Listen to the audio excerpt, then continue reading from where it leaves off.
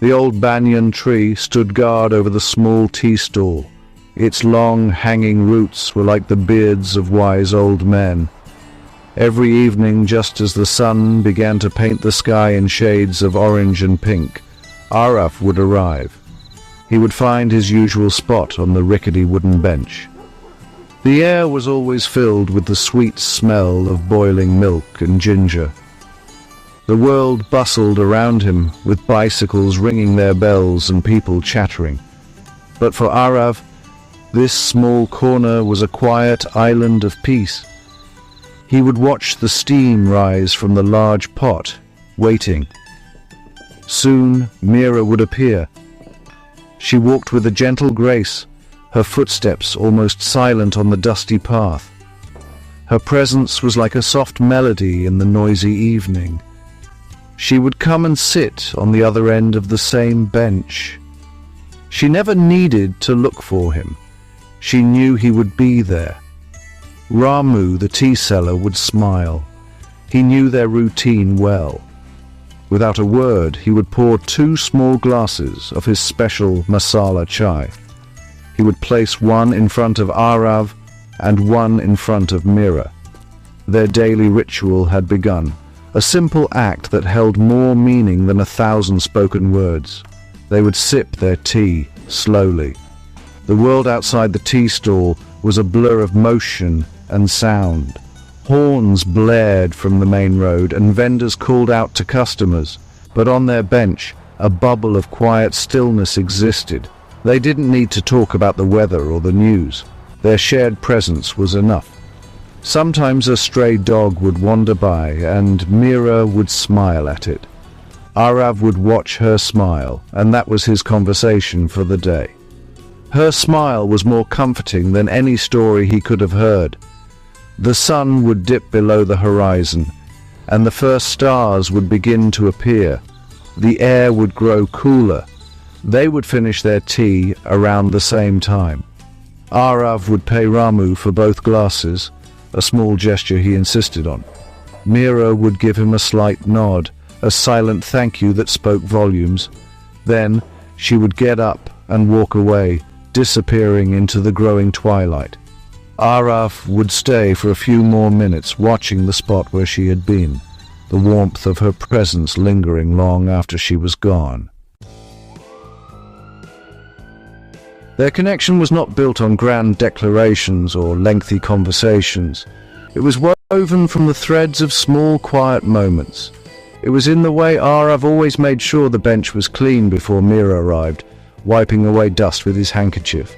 It was in the way Meera would sometimes bring a marigold flower and leave it on the bench when she left. Aarav would find it the next day and keep it with him.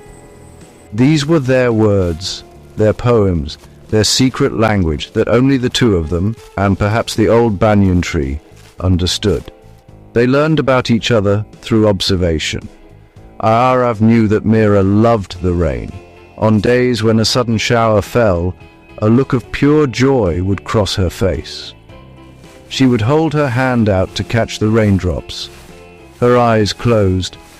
He learned that she was afraid of loud noises when she flinched at the sound of a firecracker one evening. Meera knew that Aarav was pensive, that his gaze often drifted towards the distant hills. She could tell when he had a difficult day by the slight slump in his shoulders, a detail no one else would ever notice. Their silence was never awkward or empty. It was full of understanding and comfort. It was a shared space where they could both just be. They found solace in each other's quiet company, a refuge from a world that demanded constant noise and interaction. In their silence, they gave each other the gift of acceptance. There were no expectations to be witty or interesting. Their bond was simple. It was two souls sitting together, watching the day end, and feeling a little less alone in the world. One evening, a small kitten, shivering and wet from a puddle, wandered to their bench. Meera gently picked it up, cradling it in her shawl and drying it with care. Aarav watched her. his heart filled with a quiet warmth. He went and got a small saucer of milk from Ramu. He placed it near her, and they watched together as the tiny creature lapped it up. In that shared act of kindness, their unspoken affection was as clear as the evening star that had just appeared in the sky. It was a moment of pure, simple connection. The routine continued for many seasons. The banyan tree shed its leaves and grew new ones. The monsoon rains came and went. Their silent meetings became the anchor of Aarav's days. He looked forward to those 30 minutes of quiet companionship more than anything else. The taste of ginger tea, the sight of Meera's gentle smile, the shared silence, it was his definition of happiness. He never questioned it or tried to name it. It was simply a part of his life, as natural and essential as breathing. He assumed it would last forever, like the hills on the horizon. But one evening, the air felt different. Meera was quieter than usual, her gaze fixed on the glass of tea in her hands. The usual peace that surrounded them was replaced by a subtle tension. Aarav felt it too. He wanted to ask her what was wrong, but the words would not form. Their entire relationship was built on not speaking, and he did not know how to break the familiar silence. He just sat there, a feeling of unease growing in his chest. The sun set, casting long, somber shadows that seemed to stretch towards them. Finally, after a long, heavy silence, she spoke. Her voice was barely a whisper, almost lost in the evening sounds. "My marriage has been arranged," she said, not looking at him. "I am to be married to a man in the city." The words hung in the air between them, heavy and final. Aarav felt as if the ground had fallen away from beneath him.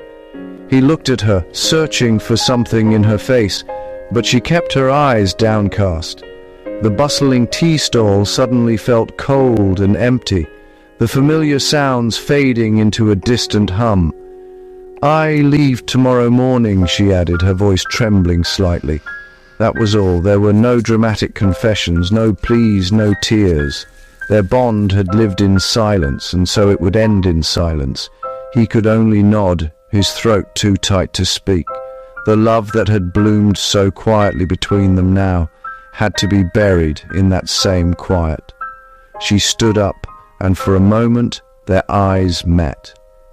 In that one look, a lifetime of unspoken words was exchanged. A story of what could have been, a sad acceptance of what would not be. She turned and walked away one last time.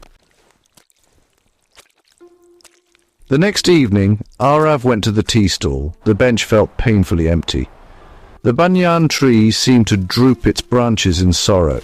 He sat in his usual spot, his heart a hollow ache. The world continued its noisy dance, but his quiet island of peace had been washed away by a tide of reality. He watched the place where she used to sit, half expecting her to appear, her footsteps light on the dusty path. But only the evening shadows grew longer, and the space beside him remained vacant. The silence that was once a comfort was now a crushing weight. Ramu, the tea seller, approached him with a sad look in his eyes. He started to pour one glass of tea, but Aarav stopped him. "2 glasses, Ramu," he said, his voice quiet but firm. Ramu looked at him, his expression a mixture of confusion and understanding. Without a word, he poured 2 steaming glasses of chai. He placed one in front of Aarav and the other on the empty space beside him, the spot that would forever be Meera's. Aarav picked up his glass, the warmth doing little to soothe the coldness inside him. Years have passed since that day. Today is December 15th, 2025, and the world has changed in many ways, but some things remain the same. The old banyan tree still stands guard, and Ramu's son now runs the tea stall, and every evening, just as the sun begins to set, an older Aarav arrives. He sits on the same wooden bench, he orders 2 glasses of tea, one for himself and one for the memory of a girl he loved without ever saying the words. It is his way of keeping their story alive. People in the market sometimes whisper, wondering about the man who always orders a second cup that no one ever drinks. They don't understand that the second cup is not for an empty space. It is for a presence that never really left. It is a tribute to a love that was unspoken but not unfelt. For Aarav, this simple ritual is a promise. It is a promise that even though their time together was short, their silent story, like the taste of ginger in his evening tea, will never truly fade away. Some love stories are not meant for words. They are meant to be lived and remembered in the heart.